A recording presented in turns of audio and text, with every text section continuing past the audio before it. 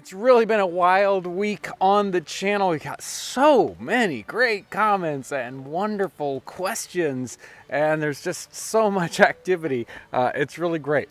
We're gonna kind of focus in, kind of connected with last week's Q&A.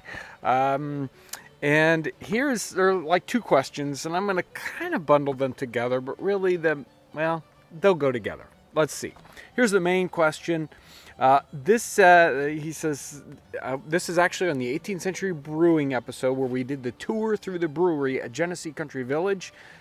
Great episode, so make sure to go back and check that out if you're interested in brewing. You haven't seen that yet. We walk through an early 19th century brewery and go through the whole process. It's a great episode. This person says, as a home brewer, knowing how important sanitation is, I'm so curious how brewers of this period kept their equipment sanitized, if at all. And then this kind of secondary question, which pops up here, which is, as far as I'm concerned, related. This one on the Mead Cider Perry episode, and the person says, can you make yeast? Great question, and they're kind of related. Well, brewing's just, it's all one big topic when you start getting into it. But this idea of how important is sanitation? And I thought it was interesting. It's easy for us to guess, look back into history and sort of guess about what's going on. It's even better when we can find a book where somebody is really kind of talking about it. And brewing is one of those topics that doesn't get a ton of stuff written about it in the 18th century, but it certainly has a few books that we can dip into, and they take some time and they talk about them. And we hope that the author had a good amount of knowledge. Usually you can kind of tell from the book just how much knowledge they had about it. So in an early part of his London and Country Brewer, William Ellis dips into the problem of foxing beers. And let me read to you what he says about the 6 causes of foxing or sour beer. He says, firstly, from the nastiness of the utensils. Well, I think he kind of pokes at the problem right there. Secondly, by the filth and corruption of the water. Thirdly, by the taking of the liquors in the wrong heats. Fourthly, by the mustiness or other damage in malt. Fifthly, by the worts lying too thick in the coolers. Sixthly, by letting them too hot into the tun or fermenting them while they are so.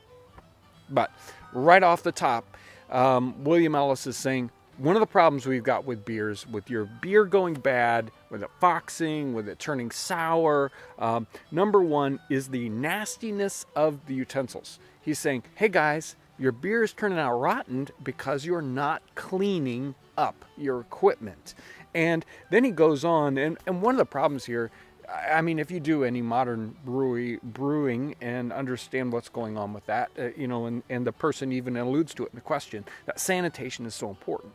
And the equipment that we use in a modern brewing situation is all plastic and glass and stainless steel. It's, much easier to clean, and it's made so that we can clean it.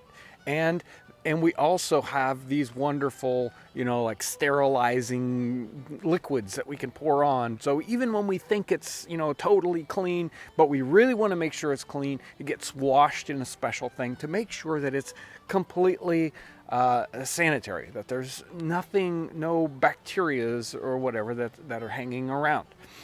They didn't have any of that in the 18th century. I mean, none of that. A lot of their equipment was, like the tons and everything. They were big wooden barrels, big open wooden tubs. And they were very difficult to clean. And they would have all these cracks and crevices where, all this crud would get down into. And it was basically impossible to clean. But he actually goes into that deeper into the book about, so how are we going to get some of this stuff clean?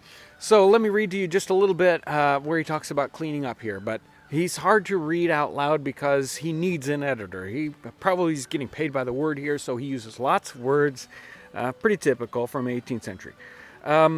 But at times, when the beer and ale is infected very much, it is unsufferable both to nose and to palate.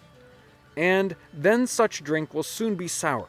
And this is one of the great reasons why such quantities of malt and liquors taste to some mawkish, raw, and soon decay. And I myself, some 20 years ago, had no other knowledge to extirpate or drive out this enemy than to scrub the backs and the tons with coal ashes and cold water, whereas in truth the disease lies further into the wood than many imagine, and therefore is not to be got rid of very quick by such a palliative cure. In other words, you just can't just scrub the outside. The problem is much, much deeper.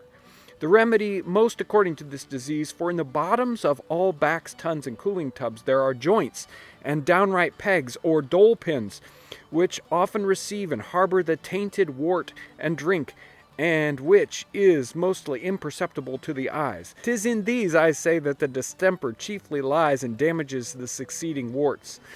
And then he goes on to talk about how he makes a lye compound, and he really gets in there and tries to get it back into these crevices to clean out these tons, these backs, and other utensils.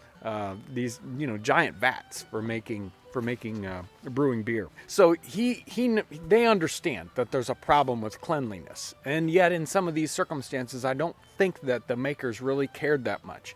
That there was a real quality problem, at least in 18th century England at the time, and that they would just make up. The demand was so great, so that it didn't matter whether your beer was all that good or whether it went bad pretty quickly. They just made it anyway and got away with it because it was very, very difficult to keep these situations very, very sanitary. Now, the secondary question I tacked onto this one had to do with, can you make yeast? And if you want a lot more in depth on that, we did a series called the leavening, the chemical leavening series, several years ago. And the whole first part of that, we talk about the nature of yeast and what's going on with that. So if you want more of in depth on that, go back into that, especially if you're interested in baking and not in brewing. But in the 18th century, these are very connected. But one of the things that's going on here is that they don't understand the nature of yeast in the 18th century. The scientific knowledge of what's really happening with yeast doesn't happen until the mid-19th century, when they truly discover that yeast is a live thing and it's an organism, and that's, then they start to understand what's actually happening in brewing. In the 18th century, they know how to brew.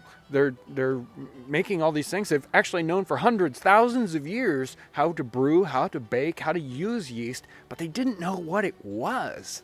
And in fact, it's kind of funny to read some of these books about brewing because they have all these ideas, these thoughts about where this fermentation comes from, where the carbonation is coming from, and they've got it all wrong. They have no idea what's really going on in brewing. And yet, they've been doing it for hundreds of years. The question is, can you make yeast? Well, no, you can't make yeast. Yeast is all around us. It's everywhere. It's on our skin. It's on the trees. It's on the fruit that we might make a wine out of, or it's actually on the grain that we can make the beer out of. Problem is the yeast isn't there alone. There are other things that are hanging out that will cause fermentation along with the yeast. And in a brewing situation, we want the yeast to take off and do the brewing, but we don't want any of the other bad stuff. And that's what the sanitation is all about. They're trying to hopefully kill off all the bacteria and hopefully keep this wonderful yeast strain active in what they're doing. So you sterilize everything, you hope you kill off all the bacteria, you prepare all your wonderful ingredients that are going to ferment, and then you put in a little bit of yeast, and the yeast takes off and grows, and hopefully nothing else does. The foxing and the souring of the beers, that has to do with the bacteria taking off and growing, and that's going to be doing bad things. That's what they're trying to avoid in these situations. So the yeast is there. When you make yeast, all you're really trying to do is to separate all the other bad stuff out and just have the proper strain of yeast left so that you can give that strain of yeast to whatever you want to ferment, whether it's your bread or in this case, your beer, your mead, your wine, these other things.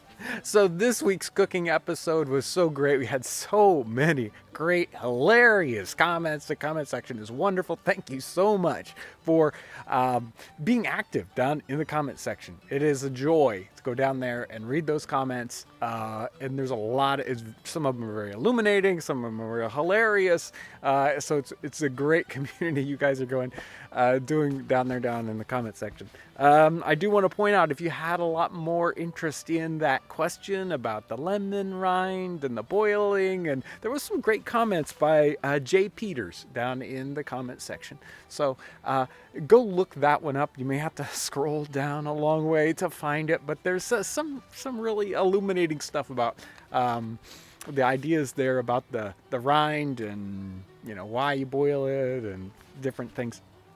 Check that out. So I don't know, they said I wasn't supposed to say something about this, but I'm going to say it anyway. If you're interested in, t-shirts again, earlier on this year we did a little experiment with a couple of t-shirt designs, and we're still playing around with that. I think there's still just a few rattling around the store, and there might be a new design that we're working on, and maybe it'll show up on the website. And we're also working on some other related products. Make sure to check out the website. It's the little merch store tag along yes, I think it's on that side of the page. Check out the merch store tag. See if there's anything in there that might interest you if you want to help support us in that way. Really, I want to thank everyone for your involvement in the channel. It's a wonderful thing, and it's wonderful to watch, and it's a joy to be on this side of the camera and have people react the way they do. And it's because of you guys out there that I can do what I do on this side of the camera, and all the other people that are involved with what, it's not just me. There's sometimes people are directing or researching or editing and doing the camera work, and all the other people at James Townsend and Son that do what they need to do, shipping boxes and sewing clothing and everything else. There's a lot that is behind me. I'm not just standing here alone. And so all those people, thank you for what you do on the channel and how you support us. I may try to be doing a kind of a catch-up little Q&A, multiple questions, maybe a live one soon, or maybe it'll be next week. I don't know. Make sure to stay tuned to this channel. I might have a video for you tomorrow. I definitely will see you next Monday, and another great Q&A on the Thursday after that. Thank you for all your amazing support, and thanks for watching.